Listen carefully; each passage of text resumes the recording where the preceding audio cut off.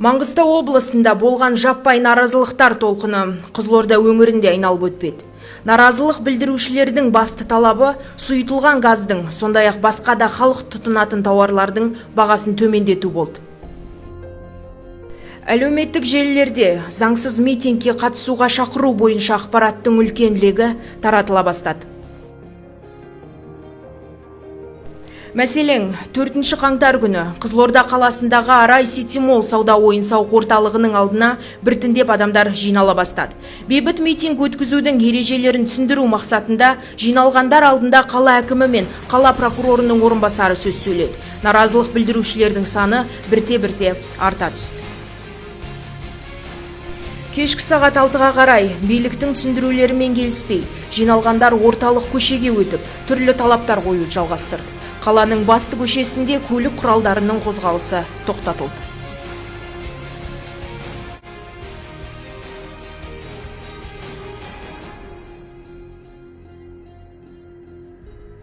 Сағат 8-де митингке шыққандардың саны 1,5 мыңға жуық болды. Олар көше ортасында сахна, дыбыстық динамиктер қойып, кезек-кезек сөз сөйледі. Кейбір демонстранттардың мас күйінде болғандығы байқалды.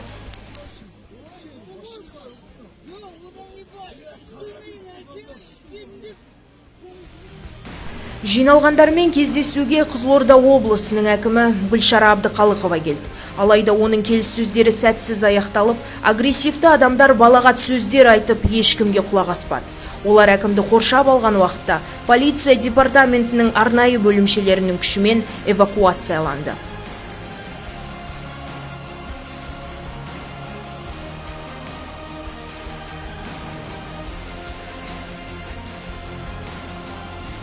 Осы наразылықтармен қатар Арал қаласында да митингілер Батыс Қытай, Батыс Еуропа республикалық тас жолы мен темір жол өткелін жауып, акциялар жүргізіле бастады. Мұндай әрекеттер Қазалы мен Жалағаш аудандарында жүзеге асырылды.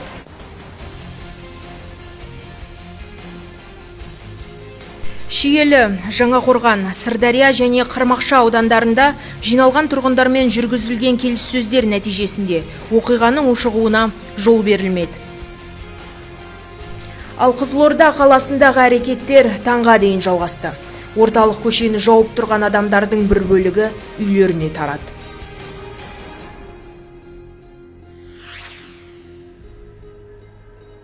Бесінші қаңтарда таңғы сағат 7-де қалған 70 азамат әкімшілік жауапкершілікке тартылды. Осыдан кейін көлік қозғалысы қалпына келтірілді. Бірақ сағат 12 шамасында азаматтар қайта жинала бастап, 300-ге жуық адам әкімнің қайта келуін және ұсталғандарды босату туралы талап қойды.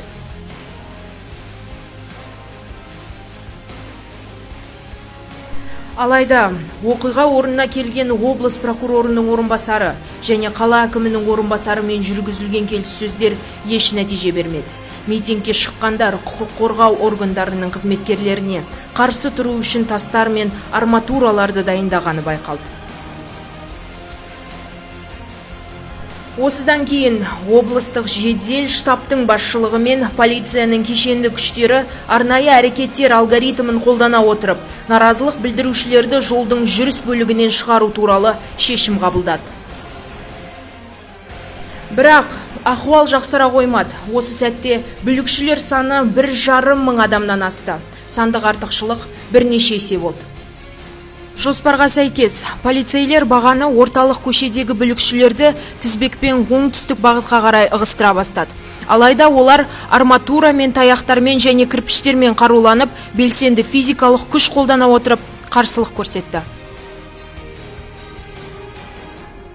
Осылайша, агрессивті адамдар санының артуына байланысты полиция шегінуге мәжбүр болды. Дүрбелең туғызушылар қызметкерлерді ұрып соғып, қызметтік автокөліктерді өртеп, арнайы құралдарды, әскери техника мен қаруды тәркіледі.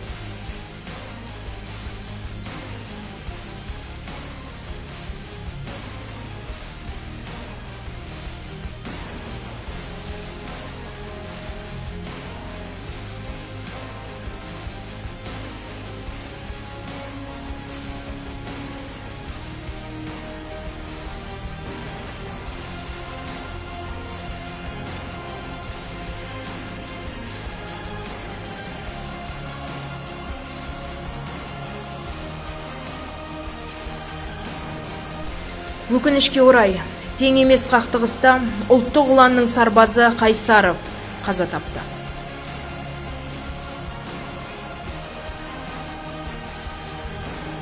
Осыдан кейін митингке шыққандар облыстық әкімдікке жол тартты. Олар жол бойында қосымша арматуралар мен таяқтармен қаруланды. Сол күні сағат 4 шамасында 3000-ға жуық наразылық топ әкімдіктің кіреберіс қақпасын сындырып, әкімшілік ғимаратты күзететін мамандандырылған күзет қызметінің сабаздары мен қызметкерлерін соққыға жыға бастады.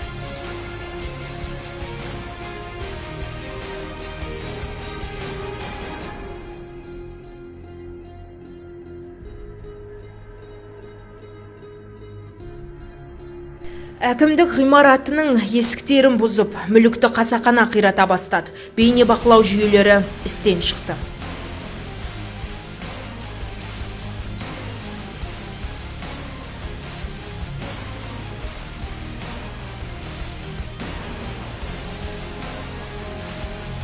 Агрессивті азаматтардың тағы бір бөлігі қызметтік көліктерді ұрлап, гараждарды өртеп жіберді.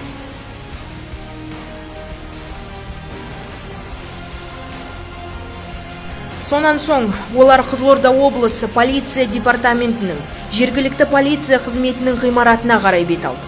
Олардың көпшілігі сарбаздарға тиесілі КАМАЗ әскери автокөлігі мен әкімдіктің қызметтік автокөліктерін тізгіндеді. Бұл тәртіпсіздіктерге қатысушылардың негізгі мақсаты полиция ғимараттарын басып алып, сол жерде орналасқан әскери қару-жарақтың арсеналын иемдену болған. Осыған байланысты мемлекеттік мекемелер мен қару-жарақ дүкендеріндегі қаруларды эвакуациялау мәселесі шұғыл түрде ұйымдастырылды.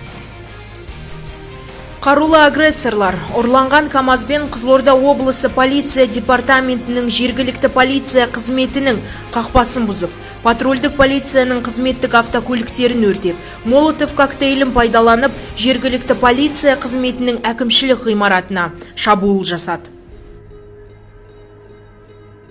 Сонымен қатар, олар барлық кіреберіс жолдарды жауып тастады. Тіпті зардап шеккендер үшін жедел жәрдем көлігін кіргізбеді. Жалпы алғанда, жергілікті полиция басқармасының қызметкерлері 12-ден астам шабуылға тойтарыс берді. Жергілікті полиция қызметіне шабуылмен қатар, агрессорлар Қызылорда қалалық полиция басқармасы ғимаратының алдына жинала бастады. Периметр бойынша бейне бақылау камераларын істен шығарудан, көше жарығын ажыратудан, полиция ғимаратына кіретін барлық жолдарды жабу мақсатында дайындық жұмыстарының жүргізіле бастағандығы байқалды. Сол кезде олардың саны шамамен 800 адамды құрады. Агрессорлар бірнеше рет қызметкерлерге беріліңдер деп, полиция ғимаратын босатуды талап етті. Сонымен қатар, полиция басқармасының алдында тұрған көліктерді өртеп, тастар мен жанғыш қоспасы бар бөтелкелерді лақтыра бастады. 12 сағат бойы жалғасқан қорғаныс әрекеттерінен кейін 6 қаңтарда сағат 7:00-де ғана агрессорлар өз мақсаттарына жете алмай тарқады. Сонымен қатар, 5 қаңтар күні кешкі сағат 21:00-ге дейін орталық алаңға жиналған бір топ демонстранттар облыстық соттың, Нұр Отан партиясының филиалының ғимараттарын және полиция модульдік пунктін өртеген.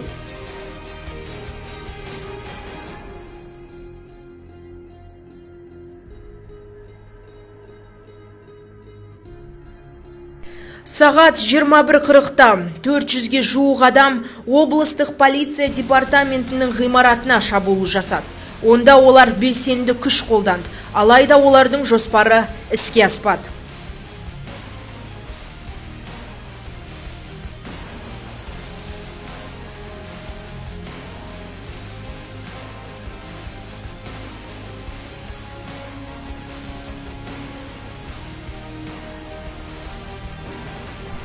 Қорытындылай келе, 5-6 қаңтар күндері жаппай тәртіпсіздік барысында мемлекеттік мекемелердің 17 объектісіне және жеке сектордың 21 субъектісі тоналды.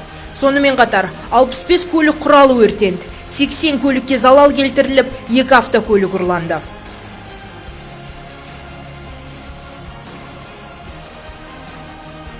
Қақтығыс барысында 58 полиция қызметкері мен 52 сарбаз түрлі жарақаттар алды. Облыстық медициналық орталықтың мәйітханасынан тәртіпсіздікке қатысқан 6 адамның мәйіті ұрланды. Азаматтардың конституциялық құқықтарын қамтамасыз ету мақсатында үкіметтік емес ұйымдардың және құқық қорғаушылардың қатысуымен ұсталғандарды тексеру жүргізілді. Қазіргі уақытта өңірдегі қоғамдық саяси ахуал тұрақты. Қызылорда облысы полиция департаменті өңірдегі қоғамдық тәртіп пен қауіпсіздікті қамтамасыз ету бойынша барлық қажетті шараларды қабылдады.